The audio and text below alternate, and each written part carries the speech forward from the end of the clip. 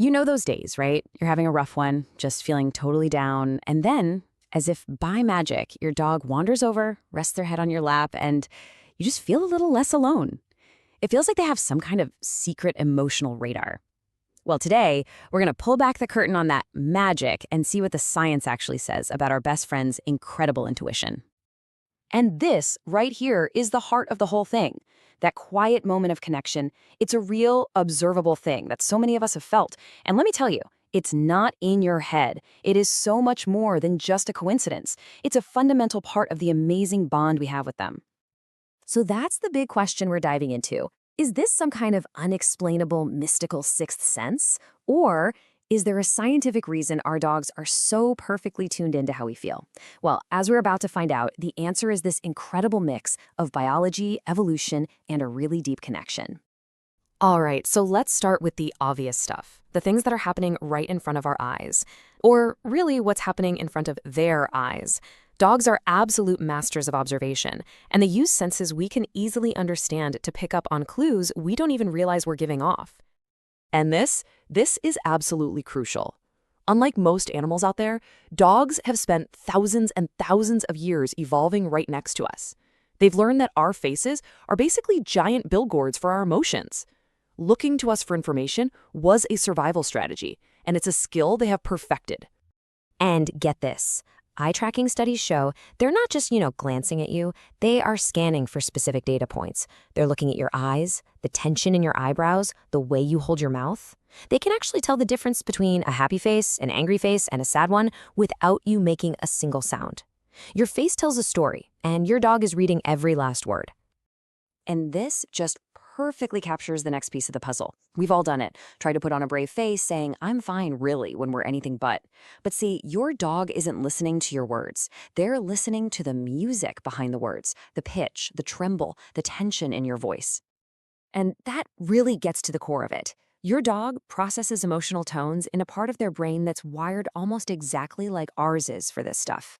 It's why you can say complete gibberish in a happy sing-song voice and get a wagging tail, but whisper "good boy" in an angry tone and they'll cower. For them, the feeling is the message.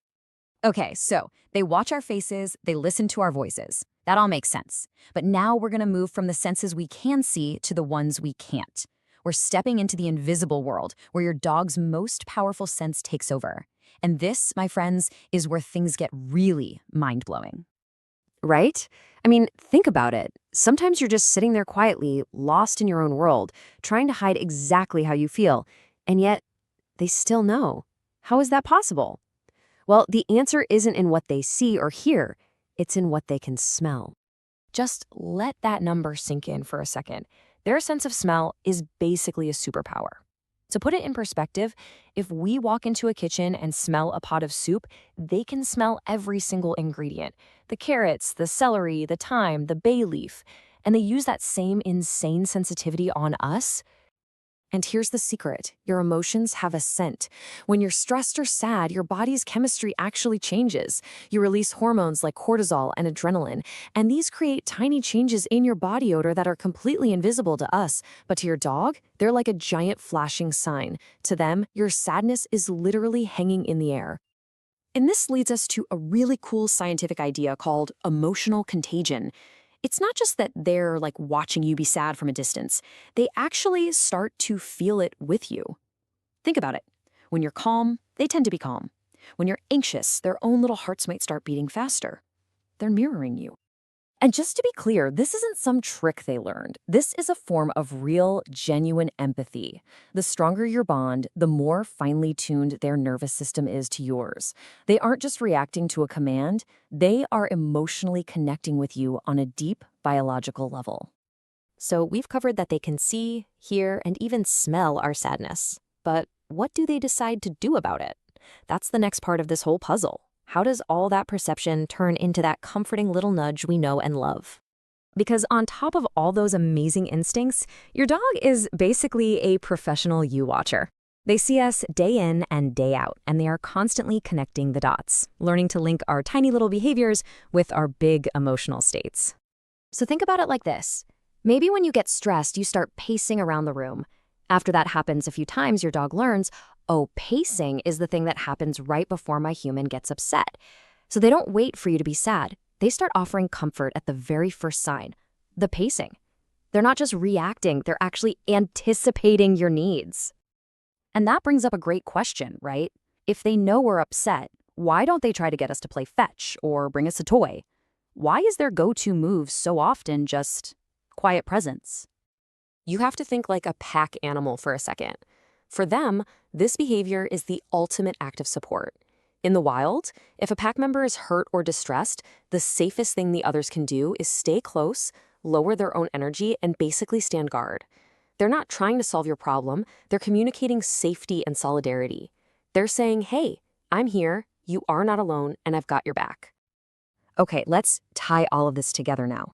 We've seen how they read our cues, how they feel our emotions, and how they learn our patterns. So, what's the final verdict here? Is it real empathy, or are they just a bunch of really good actors?